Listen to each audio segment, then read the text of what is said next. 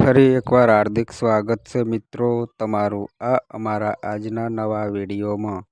વૃષભ રાશિનું માસિક રાશિફળ એપ્રિલ 2025નું વૃષભ રાશિનું રાશિફળ. આ મહિનાનું રાશિફળ 1 એપ્રિલથી 30 એપ્રિલ 2025 સુધીનું માસિક રાશિફળ.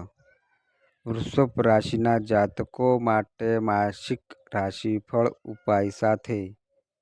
મિત્રો, આ અમારી ચેનલમાં તમને ગુજરાતી ભાષામાં દૈનિક રાશિફળના વિડીયો જોવા મળશે. જો મિત્રો તમને વિડીયો પસંદ આવે તો વિડીયોને લાઈક કરો, શેર કરો અને આ અમારી ચેનલમાં તમે નવા આવ્યા હોય તો આ અમારી ચેનલને સબસ્ક્રાઈબ કરો. તમારા એક સબસ્ક્રાઈબથી અમને ઘણું પ્રોત્સાહન મળે છે. રાશિફળનું આપણા જીવનમાં ખૂબ જ મહત્ત્વ હોય છે. રાશિફળથી ભવિષ્યમાં થનારી ઘટનાઓનો આભાસ થાય છે. રાશિફળનું નિર્માણ ગ્રહ ગોચર અને નક્ષત્રની ચાલના આધાર પર કરવામાં આવે છે. તો ચાલો જાણીએ આજનો તમારો દિવસ કેવો રહેશે. જાણો આપનો આ મહિનો કેવો રહેશે, કઈ બાબતોથી થશે તમને ફાયદો અને કોનાથી રહેવું પડશે દૂર. સાથે જાણો કે કયા કાર્યોમાં થશે પ્રગતિ અને કઈ બાબતો વધારશે તમારી તકલીફ. તમને ક્યાં રહેશે અનુકૂળતા અને ક્યાં કરવો પડશે ઝંઝાવટનો સામનો. તો આવો જાણીએ વૃષભ રાશિનું માસિક રાશિફળ.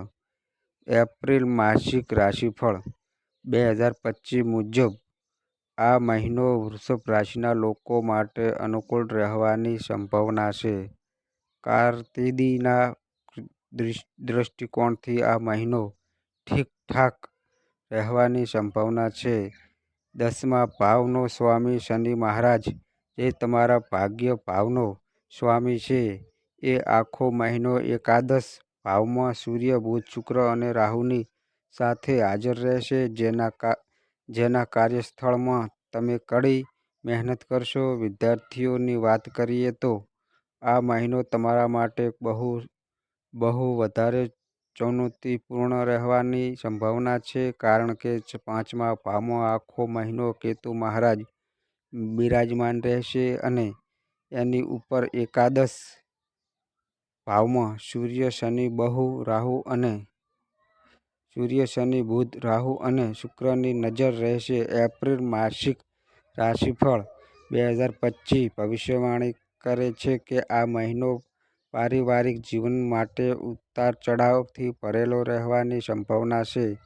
જો તમે કોઈ પ્રેમ સંબંધમાં છો તો તમારા માટે આ મહિનો ઉતાર ચઢાવથી ભરેલો રહેવાનો છે.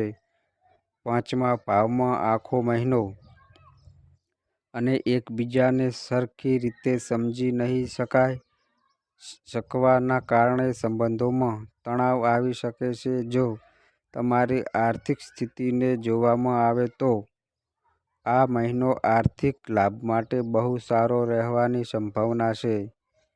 એપ્રિલ માસિક રાશિફળ 2025 મુજબ આ મહિનો આરોગ્યના દૃષ્ટિકોણથી મિશ્રણ પરિણામ દેવાવાળો સાબિત થશે. ઉપાય વિશે વાત કરીએ તો તમારે તમારા રાશિના સ્વામી ગ્રહ શુક્ર દેવના બીજ મંત્રનો જાપ સ્ફટિકની માળાથી કરવો જોઈએ. બુધવારના દિવસે શ્રી ગણપતિ મહારાજને દૂર્વાકર ચડાવવા જોઈએ. તો મિત્રો, આ અમારી માહિતી ગમી હોય તો વિડીયોને લાઈક કરો, શેર કરો અને આ અમારી ચેનલમાં નવા આવ્યા હોય તો ચેનલને સબસ્ક્રાઈબ કરો.